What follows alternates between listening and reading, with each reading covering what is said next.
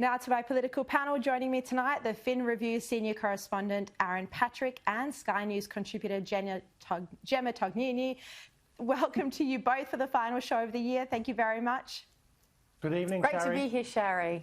Aaron, how could the government have got this so wrong? The Australian government, firstly, to ignore the warnings from Flinders University and then to throw millions at a problematic vaccine candidate and ignore another group that is still standing.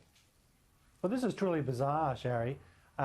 We had this apparently world-leading vaccine out of University of Queensland, and now we find it's coming from HIV virus and people are getting false negative responses, and so we've blown all this money on something which people are going to be too scared to use. And everyone knows that there's a large group of people out there, a large, reasonable minority, who are scared of vaccines.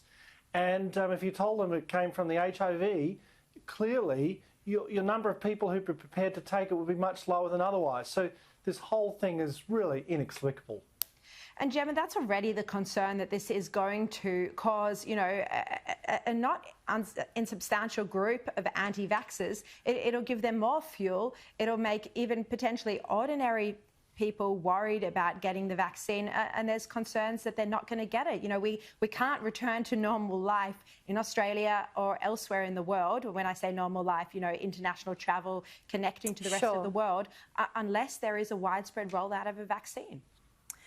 Look, I think there's a couple of things at play here, but the most important you just alluded to, which is there is a group of people, and I wouldn't even call them anti-vaxxers. I think they're normal people, myself included, who look at the speed at which these vaccines are being rolled out, and I do understand there is context around that.